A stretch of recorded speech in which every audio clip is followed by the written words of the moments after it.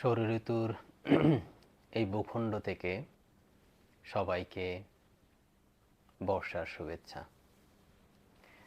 ছোটকালে যখন মক্তবে যাইতাম ঠিক ওই সময় একটা কথা শেখানো হতো যে হাসি দেই না আমরা, হাসি দিলে বলতে হবে আলহামদুলিল্লাহ, আর হাই উঠলে বা যেটা ব্রাহ্মণবাড়ির আঞ্চলিক ভাষায় আইম বলি, আইম উঠলে বলতে হবে আস্তাগফিরুল্লাহ বা লা হাওলা ওয়ালা কুওয়াতা ইল্লা বিল্লাহি আলিয়্যিল আযীম। বড় হচ্ছে আর ভাবতেছি যে হাসি উঠলে কেন আলহামদুলিল্লাহ বলতে হবে, এবং একটু অনুসন্ধান করে দেখলাম যে হাসি উঠলে শুধু ইসলাম ধর্মেই যে আলহামদুলিল্লাহ বলে এমন না। খ্রিস্টান ধর্মে বলে গড ব্লেস ইউ, ইহুদি ধর্মে বলে লাভ ইউথ, এবং সনাতন ধর্মের কিছু কিছু জায়গায় বলা হয়ে থাকে জিউ, মানে দীর্ঘজীবী হও। শব্দটা সংস্কৃত পরে এটা হিন্দিতে জায়গা করে নিয়ে গেছে।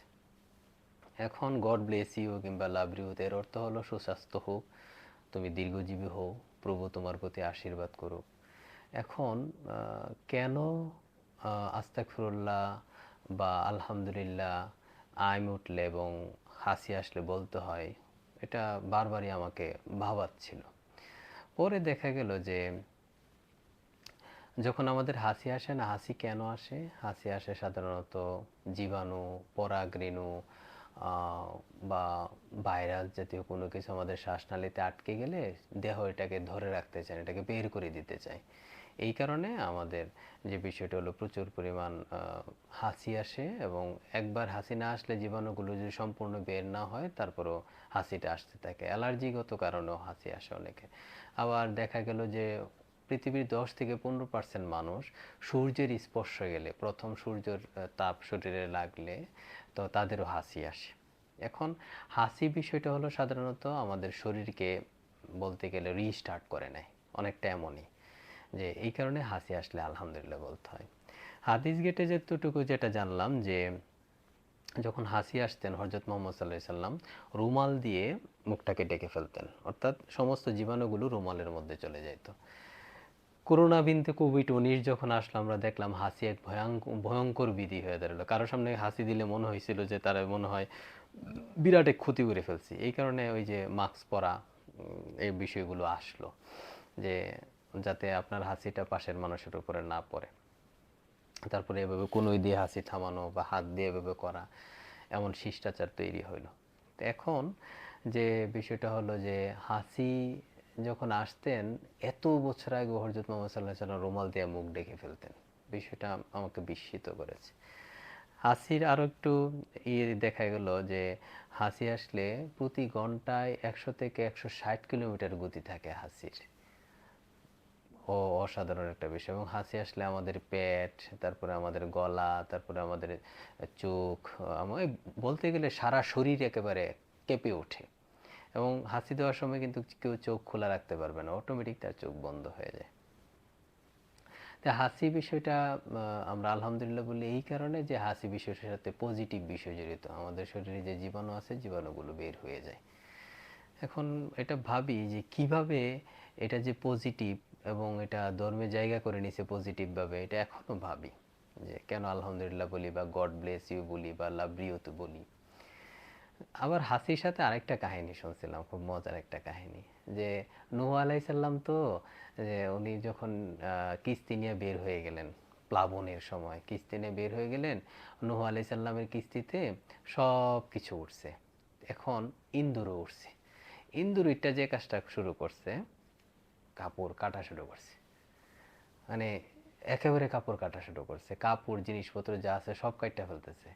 এখন নূহ আলাইহিস সালামের অনুসারী যারা ছিলেন তারা গিয়েছিলেন নূহ আলাইহিস সালামকে বললেন যে হে আল্লাহর নবী, আমাদের তো এই যে কিস্তির মধ্যে যে আমরা উঠছি, এখন এই ইন্দুর তো আমরা সব কাইটা লাইতেছে, এখন কি করুম? কাপড় টাপড় সহ যা খাবার দাবার আছে সব কাইটা লাইতেছে। পড়ছেন বিরাট এক টেনশনে। আল্লাহর নবী করলেন কি, নূহ আলাইহিস সালাম আল্লাহর কাছে দোয়া করলেন, দোয়া আল্লাহ কবুল করলেন।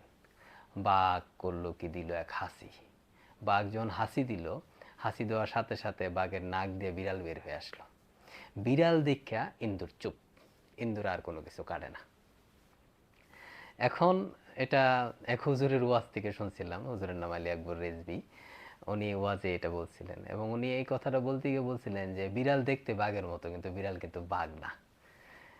এই যে হাসির মাধ্যমে বাঘের নাক দিয়ে যখন বিড়াল বের হয়ে আসলো, এখন কিভাবে আসলো, এটা সত্য না মিথ্যা এ যাচাই করার ক্ষমতা আমার নেই, কারণ আমিও এখনো সত্য অনুসন্ধানী মানুষ।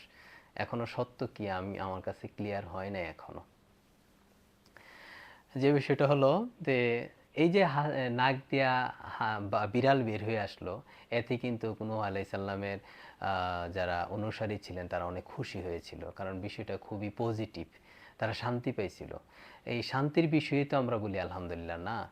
এখন ওইখান থেকেই আলহামদুলিল্লাহ বলাটার প্রচলন হইল কি না এই হিস্ট্রিটা আমার জানা নাই। তো এখন আবার আপনারা অনেকে ভাবতে পারেন যে এটা কিভাবে সম্ভব, দোয়া করছে, নাক দিয়া বিড়াল বের হয়ে পড়ছে, এটা কেমনে সম্ভব? দেখেন, অনেক প্রকার সম্ভব অসম্ভবের বিষয় থাকতে পারে পৃথিবীতে, যা আমাদের চিন্তা দিয়া বোঝা খুব কঠিন। আমরা সাধারণত এখন গ্রেভিটি দেখতেছি না, কিন্তু এর মানে তো এই না গ্রেভিটি নাই, গ্রেভিটি আছে ঠিক। যে বিষয়টা হলো, একটা কথা বলতে হয়, যারা সত্য পেয়ে গেছেন তাদের জন্য আমার এই কথাটা না, যারা এখনো আমার মতো যারা সত্যের অনুসন্ধান করছেন তাদের জন্য আমার এই কথাটা। এটা বললাম বলে না, তারপরেও বলি, কারণ এতে যদি একটা মানুষের উপকার হয়, একটা মানুষ যদি গবেষণা করার একটা নতুন জায়গা পায়, আমার মনে হয় তাতে উপকার হইতে পারে পৃথিবীর। আমি যখন এই বাসায় আসলাম, এই বাসায় আসার পর একটা ঘটনা ঘটলো। ছাড় পোকা রুম ভরে গেল, মানে যেখানে শুই এখানেই ছাড় পোকা, মানে বিছানার মধ্যে শুইলেই ছাড় পোকা। তখন ছাড় পোকা বিশেষজ্ঞ যারা আছে সবাইরে বললাম, সবাই আমাকে যে যে টেকনিক অবলম্বন করতে বললো সব কিছু করলাম, একটাও বাদ রাখি নাই। কারণ আমি শুইছি, শোয়ার যখন লাইট অফ করছি, লাইট অফ করার 10 থেকে 15 মিনিটের ভিতরে ছাড় পোকা চলে আসতো, এবং ছাড় পোকা এসে বিশাল আক্রমণ করে বসতো। ঘুমাইতে পারতাম না, সারা রাত নির্ঘুম কাটতো। কি করা যায় রে, কি করা যায়, বাড়ি চলে যেতাম, বাড়ি গিয়ে 2-3 দিন থেকে আবার আসতাম, কোনো পথ পাচ্ছিলাম না। সমস্ত বিশেষজ্ঞদের বাংলাদেশে যারা আছে তাদেরকে আমি আমার পরিচিত বলছি, কেউ যা যা বলছে সব করছি, কিন্তু ছার পোকা যায় না। ইউটিউবে সার্চ দিলাম একদিন যে কিভাবে ছার পোকা দূর করা যায়, দেখি অনেক পদ্ধতি আছে, সব পদ্ধতি অ্যাপ্লাই করা হয়ে গেছে। এক হুজুর এসা ইউটিউবে বলতেছে যে আপনারা আস্তাগফিরুল্লাহ পইরা এইভাবে 11 বার তালি দিবেন, তালি দিয়ে ঘুমায় যাবেন, ছার পোকা চলে যাবে। আমি কইছি যাক, হুজুর যেহেতু কইছে আমি করি, এটা একটু ব্যবহার করে দেখি। তখন কি হইলো, আমি আস্তাগফিরুল্লাহ পইরা পইরা 11 বার আস্তাগফিরুল্লাহ পইরা পইরা এভাবে তালি দিছি, 3 বার তালি দিছি। তালি দেওয়ার পর 3 দিন বা 4 দিনের মাথায় দেখলাম যে একটা পিঁপড়া আসছে, এতটুকু বড়, মানে আমার আঙ্গুলের অর্ধেকটা, কনিষ্ঠ, অনামিকা, মধ্যমা, তর্জনী, আমার তর্জনী আঙ্গুলের অর্ধেকটা সমান পিপিলিকা আসছে।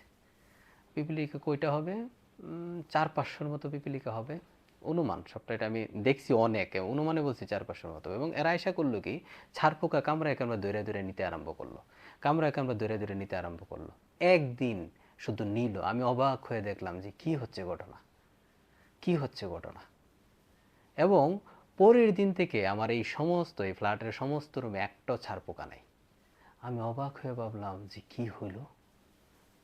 পরবর্তীতে আমার একটা মানিব্যাগ ছিল, মানিব্যাগটা চেঞ্জ করে ফেলছি, এই মানিব্যাগে কিছু ছাড় পোকা লুকায়া ছিল, এবং এই ছাড় পোকাগুলো করতো কি, আমার মানিব্যাগটাকে সম্পূর্ণ আস্তে আস্তে ধীরে খায় ফেলছে। পরবর্তীতে মানিব্যাগটা আমি ফেলে দিয়েছি, কিন্তু এই ছাড় পোকাগুলো মেবি ট্রমাটাইজ হয়ে গেছিল, আর কোনো দিন এই ফ্ল্যাটে নামে নাই।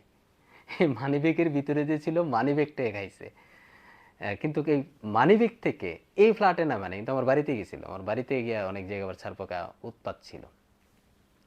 আমি আজও ভাবি যে এই পিঁপড়াগুলো কোন ধরনের পিঁপড়া, কোত্থেকে আসছিল। যারা সত্য পেয়ে গেছেন তারা আমার এই কথা শোনার দরকার নাই, কিন্তু যারা আমার মতো এখনো সত্যের অনুসন্ধানী, তারা এই বিষয়টা নিয়ে ভাবতে পারেন। এটা শতভাগ সত্য কথা, কোনো মিথ্যা কথা এখানে নাই। কোত্থেকে আসলো এই ছার পোকা? তাই নূহ আলাইহিস সালাম দোয়া করলেন, বিড়াল কিভাবে আসলো এই অনুসন্ধান আমার কাছে অন্ততপক্ষে এটা বৈজ্ঞানিক অনুসন্ধান আমি করতে যাব না, কারণ কিছু কিছু ব্যাপার থাকে বিজ্ঞানেরও চিন্তার বাইরে, যেটা ছার পোকার ব্যাপারে আমার এই ফ্ল্যাটে হয়েছিল। এবং এখন আমার রুমে ছারপোকা নাই। যে রুমে কেন, আমি আপনাদেরকে কি বললাম যে আমার মানিব্যাগ থেকে এই ট্রমাটাইজ ছারপোকাগুলো আমার বিছানাতে আর আসে নাই। মানিব্যাগটা পরে ফেলে দিয়েছি, নতুন মানিব্যাগ কিনছি একটা এখন।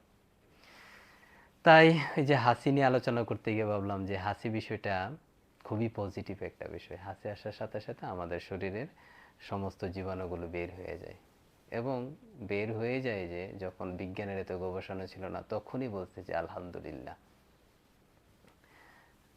সনাতন ধর্মে জিউ, খ্রিস্টান ধর্মে গড ব্লেস ইউ, এবং ইহুদি ধর্মের লাভ রিউথ মানে দীর্ঘজীবী হও।